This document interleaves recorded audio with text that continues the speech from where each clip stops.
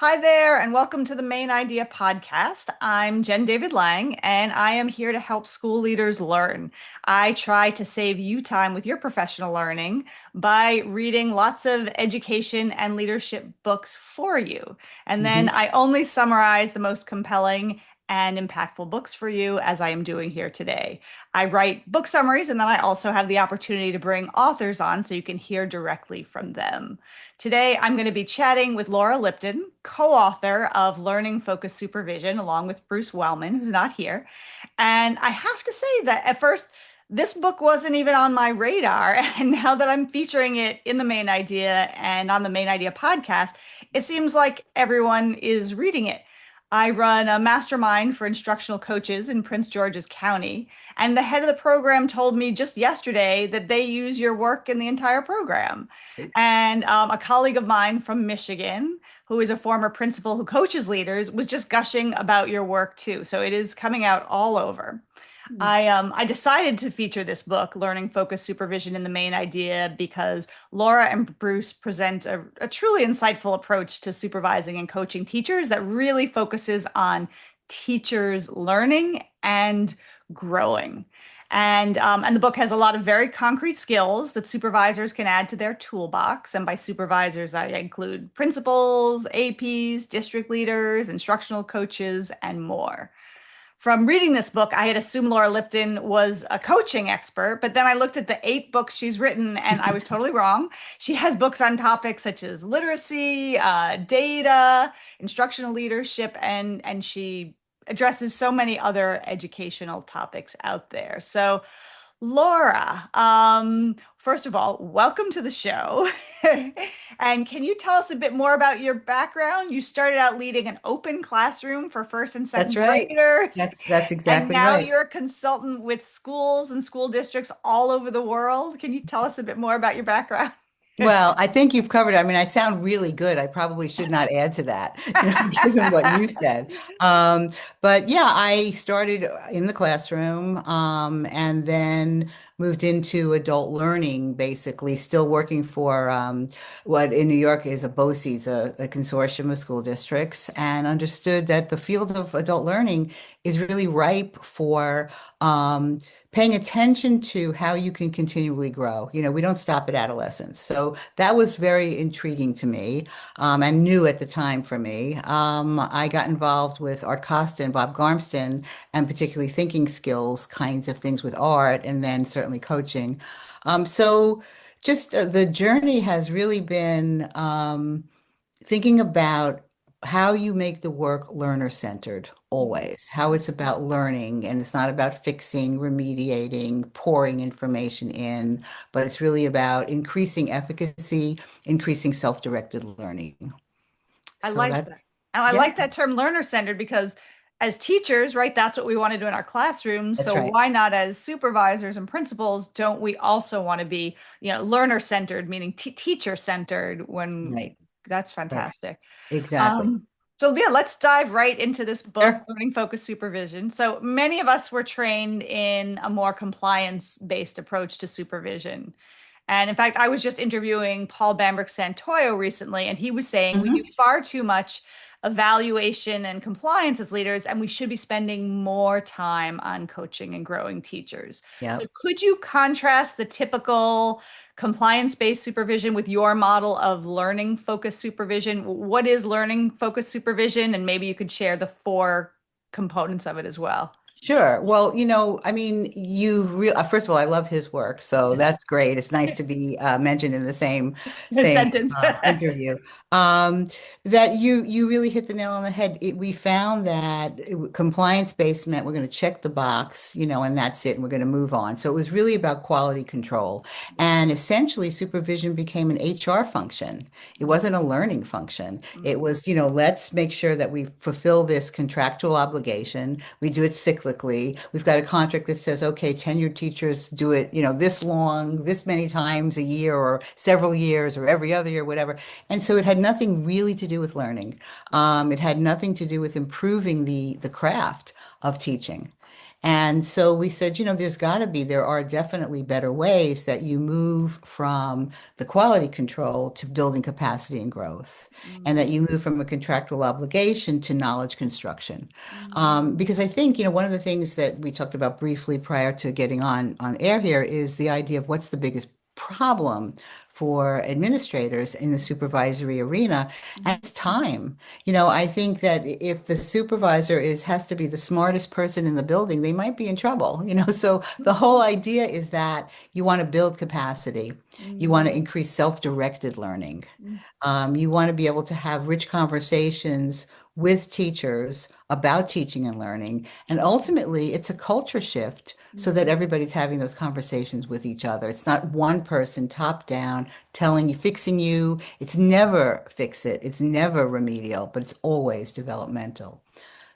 Do you think that's why it's been so hard for principals and leaders to improve teacher practice is because it has been seen more as a check the box, or it's not how people change, or what exactly has been that impediment to helping and supporting teachers and improving their practice?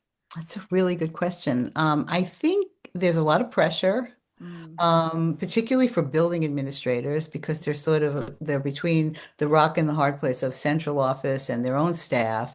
mhm, So to get it done, to make sure everything's going well, it's the idea, it feels like a luxury to have a conversation mm, about our practice, and mhm, yet it's critical to have those conversations. So potentially that might be something of an impediment. I also think that we have habits. A lot, with the best intention, oftentimes administrators come into their practice wanting to fix, mm, wanting to tell, wanting to help. mhm, We are helping professionals. And so, we give advice and we tell somebody what to do, and then we get kind of disturbed if they don't do what we said. It's just like, if only you did what I said, everything would be great. So I also think that we haven't cultivated the habits of open-ended inquiry and exploration and thinking about data, and being willing to. It's a vulnerable situation to look at practice yeah, against a set of standards yeah, and to make an assessment about how is this practice really effective with kids and what yeah, could I do better. yeah. So the notion of having an improvement and a growth mindset Mm. is a little bit foreign for the adults in a school. It's absolutely there for the kids in the school. Yes, yeah. No, so well, a couple of things you said. Well, first of all, just yes, this idea that we, as supervisors, we confuse telling with teaching, right? In the same Sure. way, right? We don't want our teachers to get up and lecture for 40 minutes, right? And share everything they know about the field of physics, right? Principal can't just tell teachers and expect a change. That's not how Right. change happens. And then this other thing you said, the luxury of having a conversation. I know so many leaders who have excellent eyes. They go into classrooms, they see what could be improved, and then they have a sticky note response or an email response. And how many of us, I mean, I don't know, I can't say that I've ever changed something about myself because of a sticky note or because of an email, right? Right. Learning is constructed, by talking to someone, oh, I never thought of it that way, and having more of a conversation. And then this third piece is, you know, do leaders really know, do they have the skills to have effective Right. coaching conversations, right? When it used to be, I can check my own boxes. Did I have the pre-conference meeting with the teacher? Check. Did I Right. observe the teacher? Check. Did I do my checklist? Yeah, you're right. But what are the skills I need to Hmm. really change teaching practice? And so Hmm. so first of all, you and Bruce came up with this term, learning focused supervision, and you say that it's defined, it has four components. It's standards driven, it's Yep. developmental, it's Hmm. customized, and it's Hmm. data based. Right. So can you explain a Very little bit good. about I did my reading. Can Yeah. you can you define that a bit more for us? What does that mean? Absolutely, Yeah. absolutely. We call them qualities of learning focused supervision, Mhm. which align with the qualities of a learning focused supervisor, who needs to be vulnerable. I mean, there's a vulnerability, I think, that is part of the context that can't really be escaped. And that may also be why we don't want to do it, because it's scary, Mm. because I need to admit I don't know something or I'm not sure of something. And being certain feels better. So we Mm. posture, to some degree. So I think that the four qualities. So the notion that supervision is developmental always. So you're and customizable. So those sort of go together in that the conversation you have with one practitioner is not going to be identical to the conversation you have with another. And it's not about dumbing it down or watering it or speaking more slowly. It's really about, where are the needs that this person has right now? So it's instead of coming in and thinking, well, this is remedial and we're going to fix this, it's really the developmental notion means where do we want to go? What do we aspire to?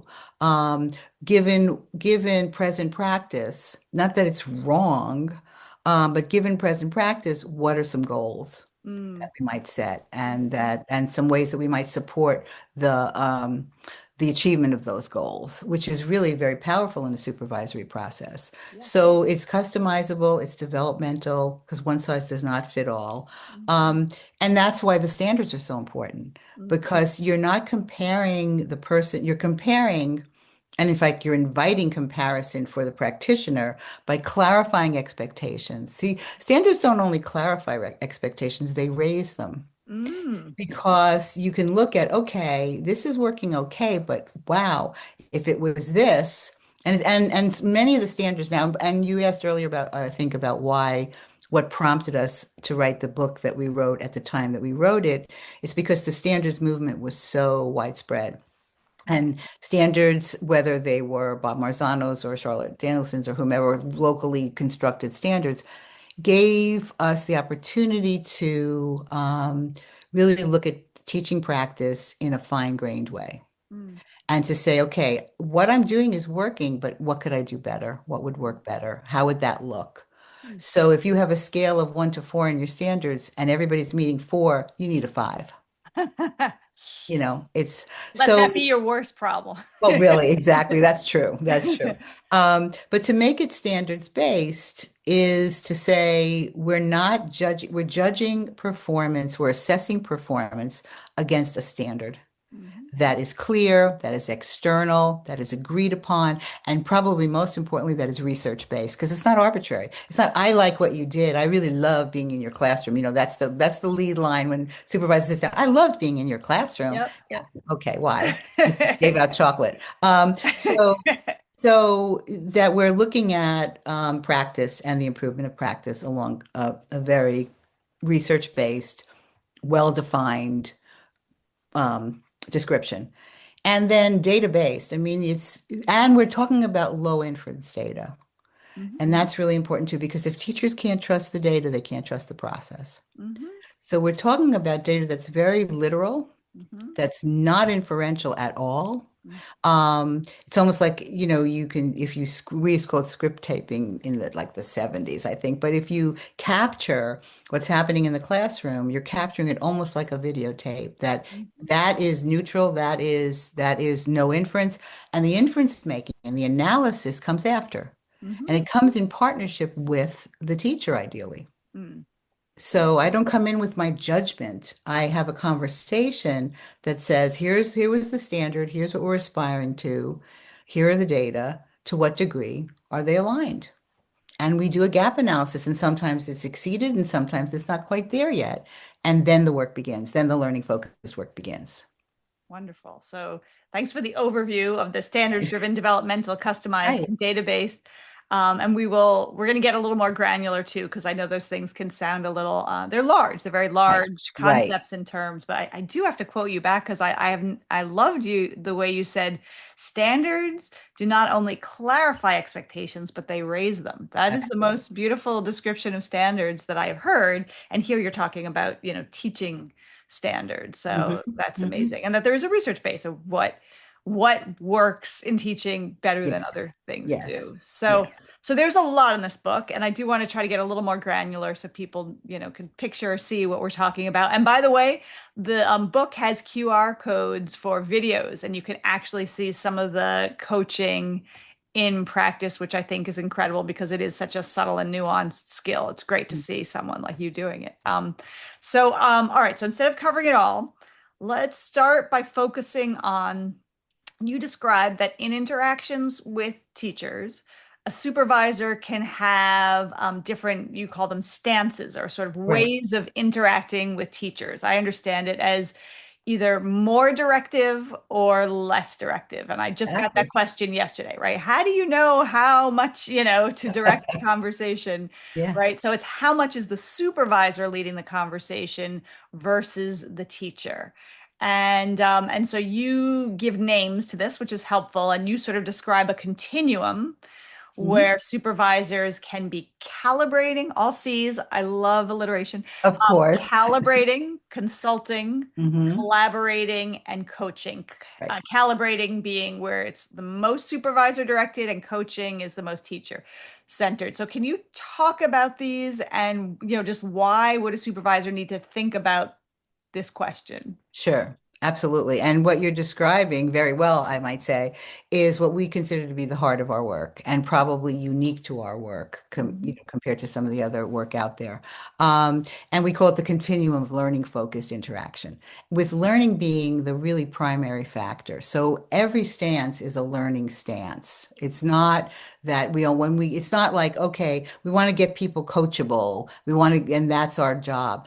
It's very, useful often to put some information in the conversation so that you might be consulting. But the stances, you're exactly right. They run from the most directive, which would be a calibrating stance, in which case you're supporting the calibration of practice to standard.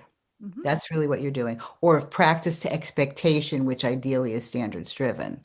Can I give an example from the book to Yep, make it super please. concrete? So, for Yes. example, and this is from your book, the leader might say to a teacher, right, a newer teacher, by the way, the standard is transitioning from rug to desks in 2 minutes, but your class took 6 minutes. Is Hmm. that a good illustration, would you say, of the sentence that you might say in the calibrating where you're sharing the standard of 2 minutes and then you're Yes. sharing your data of, but what I saw was 6 minutes and you're calibrating what the teacher did to the standard. Is that a good? Exactly. Yeah. Exactly. And this is really critical. I hope we're not jumping around too much. And then you would inquire about that You will get because to that later. Yeah. it's Yeah. not learning focused if you don't do that. So let's bracket that and come Yeah. back. So that would be a calibrating statement. The Okay. standard is this, the data say this. Yeah. Yes. Okay, Mhm. great. And you want to move to the next one to the Sure, sure. consulting? Yeah. And consulting really is, consulting, it's very seductive because our passions become our prescriptions, Mm, and I really love this strategy and I really think you should do it and it's going to work. And we start giving all kinds of advice and ideas and suggestions. Learning focused consultation is the caution is that you want to offer ideas that still give a teacher the opportunity to think about their use. So it's not, I'm telling you, you ought to do this. It's saying, so let's go back to calibrating. So the data said this, the practice was this, mhm, and you determine consultation would be a good idea. mhm, And so you say, so there's a couple of strategies that might accelerate that transition. And you might name A and B and C. And then you would say to keep it learning focused, you would say, so given your practice, given what you know about your kids, which one of those might work? mm, Or you might say, to keep it learning focused, you might say, you know what? Here was the data, here was the practice. This is a wonderful research-based strategy that would be likely to be effective with your kindergartners. And here's why it's likely to work, or here's what you would look for to know.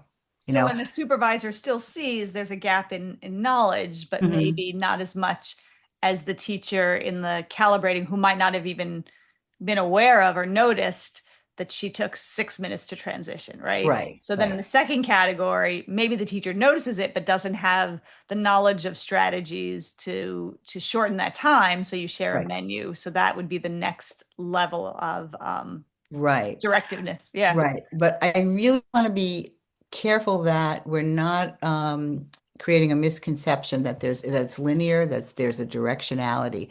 It is a navigation. And in fact, don't be mad at me for jumping. And in fact, you come in, coaching and inquiry are synonymous. Yeah. So, but it didn't, inquiry doesn't start with a C, so we couldn't do that. So you come into the conversation Yeah. inquiring. So you would come into that conversation and say, I know you've been working on transitions. What's your sense of how that went? Mm. So you don't know where to go until Mhm. you know what the teacher, because the teacher might say, well, God, I was looking for 2 minutes. I have my timer and I know it took six. Right, Then right, you don't need to go to calibrating. right, So right, you really don't know where you need to go until you've asked some questions. right, right. So that's Yes. very important to keep in mind. The other thing too then is you determine, yes, they need those data, calibrating would be useful.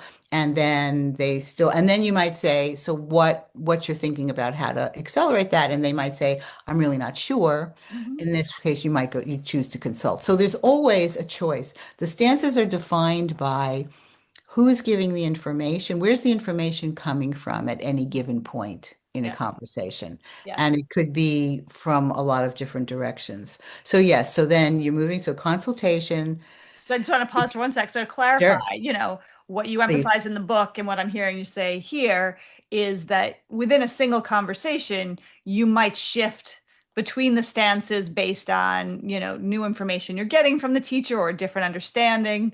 So it is fluid.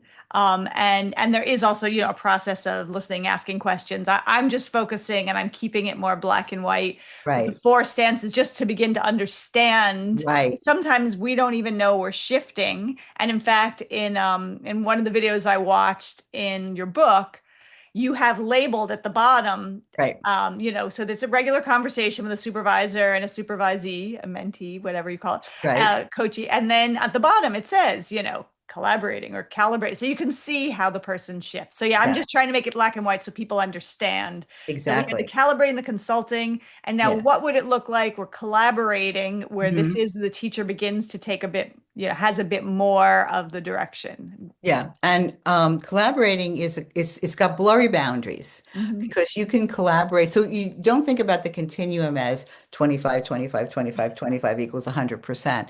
Right. It's really collaborating can be more consultative focused Sure. or it can be more inquiry or coaching focused. Hmm. Um, so it invites the teacher in, but sometimes if you want it to be a little bit more directive, you might say, so teacher says, I don't know what might be some strategies. You ask what might be some strategies for, or let's go back. You want us to go back to consulting. So the supervisor has consulted and said, here are three different possible strategies for accelerating transition, for minimizing the movement and the chaos, um, A, B, and C, and what appeals to you in a much better formed inquiry. But and the teacher says, well, I don't really know, I'm not sure. Okay.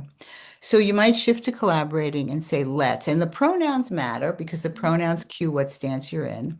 And you say, well, let's consider pros and cons for each of them. Yeah. Yeah. Let's take A. What do you Mhm. think? Yeah. So that's collaborating based on a consultative piece of information because the information had to come from somewhere.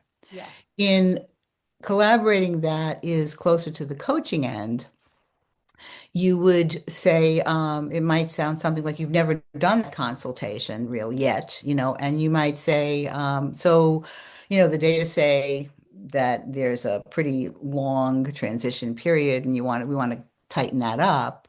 Let's brainstorm some ways to do that. Hmm.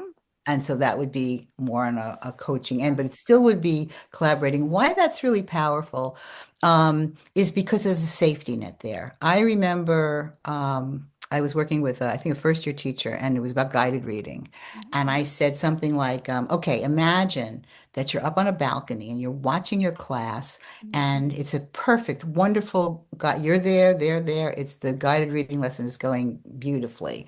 What are you seeing and hearing? And she was like deer in the headlight, oh. So I said, okay, I'm going to come up on the balcony with you. Let's describe that. And, there was a relief because she wasn't kind of hung out to dry. Right. So sometimes collaborating it gives that psychological safety Yes. that's necessary to kind of get the thinking going. The Yes. the But the caution is it's really easy, just because you're sitting next to each other and you call it collaborating, you need to really resist the impulse to dominate. So Yes. Yes, the curse we all have of wanting to share our expertise, right? Yeah. But so the coaching, my understanding is, you want to develop the teacher's inner resources and skills to be able to self-coach. And what I always say is, if you've ever been in a workshop with Kim Marshall, a sometimes Yes. collaborator of mine, Hmm. he has this great slide with 900 white boxes, which represents about 900 classes that a teacher typically teaches in a year, right? And he has one Hmm. blacked in for how it used to be you just observe once.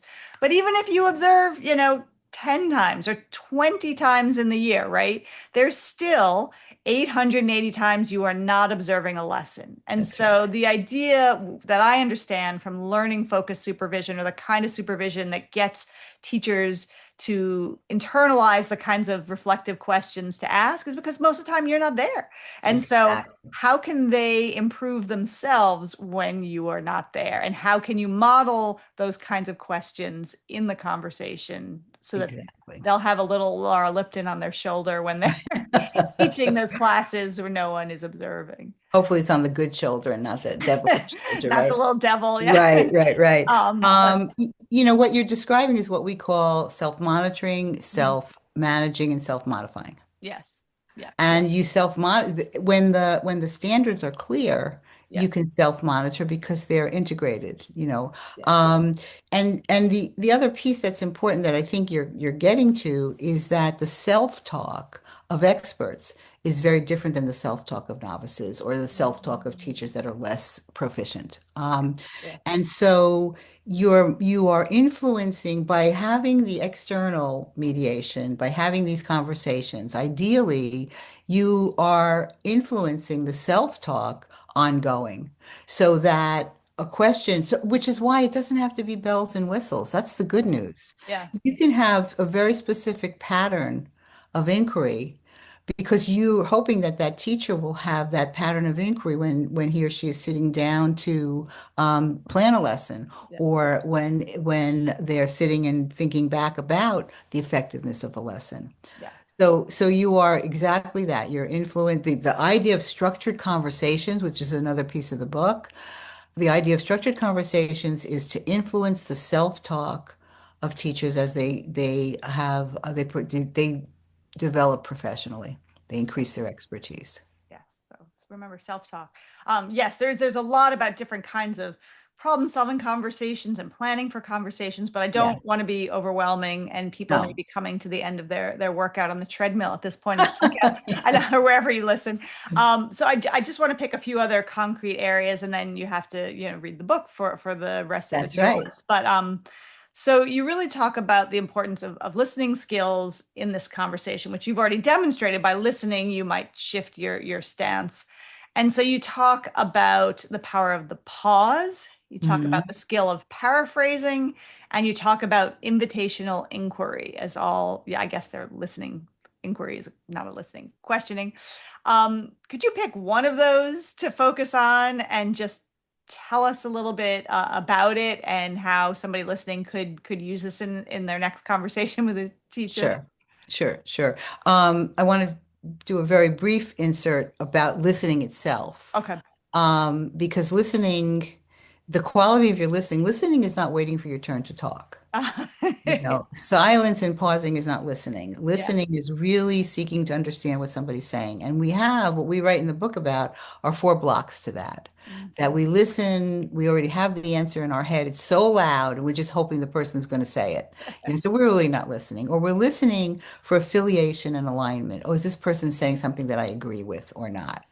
Or we're listening for gaps. We're doing what we call curiosity listening. Are we listening to see if everything's there or not? So the quality of our listening is in itself a foundational skill. And then that good listening is reflected in our next move. So we might pause and then offer back what the speaker has said, not because it's not pro forma. Again, it's not a box check, and that's really critical. Like, okay, you have to paraphrase before you inquire. It's so that the person feels heard and understood. Mm, The psychological safety cannot be minimized. That emotion and cognition are so deeply entwined that if somebody doesn't feel safe, they're not going to be able to think. And so the big job of the growth agent or the supervisor is to help somebody be resourceful cognitively.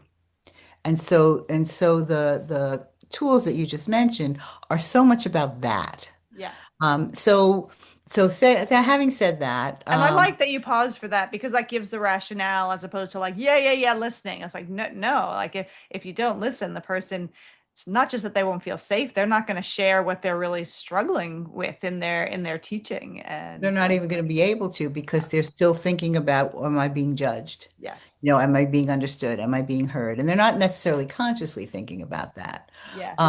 And a lot of these things come down to habits. But so the paraphrase, I think the paraphrase is a very misunderstood and underrated skill. Mm-hmm. Because we think about it, we've learned it as a verbal tool, but it's really an auditory tool. So we've learned it as a pattern of what I think I hear you saying is, and it's got a high gag factor, It's like, oh.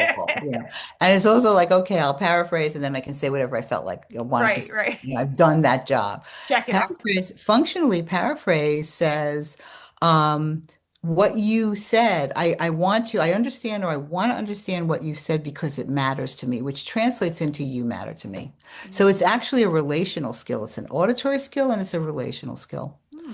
And just a little kind of a highlight in terms of that skill is we advise to absolutely eliminate the personal pronoun because the paraphrase never is about you. It's always other-minded. In fact, all of this work is really other-minded. Mm-hmm. And so we don't say, well, I hear you saying or what I hear you saying. Just cut that out and start with, so you're thinking that or you're describing or whatever it is that they're doing. Mm-hmm. So those are a couple of critical things about paraphrase. So you're saying that first understand the importance of listening, that it Yep. isn't just a simple auditory or listening skill, but it's about relationship. It's about relationship building. And I like that specific tip to not use the I and to get right into it. Thank you. All Yep. right. One other little area is your section about data. And that, of course, is one of the four major parts of learning focused supervision. So when I hear data and I hear, teaching and supervision, I think, the results of the summative assessment, that kind of thing. So can you talk a little bit about what kinds of data? Because I know that four-letter word is often considered a four-letter word for many Yes. teachers. So what do Yes. you mean by data? How would a supervisor use that in a conversation? Why is it important? Um, Hmm. yeah. Sure, sure. And I agree with you very much that data is scary, that we are not comfortable with it because data has been used as kind of a sledgehammer. It's not been used to improve, it's been used to prove. you Mm. know, and we think about data as a catalyst. It's not the data in itself. That's not the end result. Data is a catalyst for the conversation. Data stimulates insight. Just as you said earlier, the piece of data, it was 6 minutes for transition and two, the standard, the expectation is two. Well, ideally, you have a safe enough container there that the teacher's going to say, oh, wow. And those data give the insight that it took longer than I wanted it to, and now I'm going to fix it. So data brings insight. Data allows you to set goals. Um, Data allows you to compare, to look at progress, compare present practice to previous, particularly around specific targeted goals. So it's meant to be um, a way of aligning understanding and really it's outside of the relationship. So particularly one of the things we suggest is to use data as what we call a third point. It's not your data. It's not my data. It's not my observation. Mhm. And I know it seems picky, but you talked about being nuanced. It's very nuanced to separate the person from the observation and to use neutral pronouns and to say the data suggests Mhm. or during this observation there were Mhm. rather than I saw or you did Mhm. because you want you and I to be in relationship examining this third point. Think about it as a triangle. Yeah. And in that small way, it makes the conversation safer. Yeah. And, if you think about it, if you sit side by side, with a teacher, not in a principal's office, right? If you sit side by side and you have that third point, that data there, then it can be more like, so this is the data. It takes 6 minutes to transition. How can we work together to change Right. that data? It's not your data that you have to change. This is the data, and how can we work together? Right, right, right, right. And it would really be what are some ways that we could determine, we could generate some improvement strategies. And now you've just named the collaborating stance. There we Just go. moved I'm right in learning. there. All right. Well, this is a lot. Thank you so much. I do appreciate your work. You're contributing so much to the Thank field, and I know you. so many people will gain from listening to this and really reading your book. Can you share how people can learn more about you and your work? Where can they go? Sure, they can go to our website, miravia.education, written out, Education. Yeah. And there's lots of stuff there. There's lots of resources. There's more information about me, the associates that I work with, and some of our work. Great. I will put that in the show notes. And if you'll engage me in a final lightning round to highlight some of your main Sure. ideas, since I like them, if you could share, what's one main idea of your book or one key takeaway, Okay. one high leverage action for leaders, particularly if they don't really know where to start with learning focused, like what's one thing they could do in the coming weeks? And then one other resource, could be a book, a tool, something so that they can better understand or start to use these ideas. Sure. Okay, let me Yeah. see if I can remember those. Yeah. Okay, Yeah. so the Main main idea. idea of your Okay, book. Yeah. main idea. A main idea is that the supervisor is a growth agent. Mm, They're not a fix it. They're not even a change agent because change suggests remediation. You know how you did that? Don't do it that way anymore. yeah. This is a better way. It really is growth. It's a developmental notion and have that mindset to say wherever someone is, it's about improvement. It's not about fixing. Love it. So I think that's, and that requires a different kind of attention Hmm. to the work. So I guess that's the main idea. Yeah. No, that, Developing professional expertise in a standards-driven system. That's the subtitle. yep. That's probably the main idea. The main idea. Um, And Something an action. actionable. Yeah.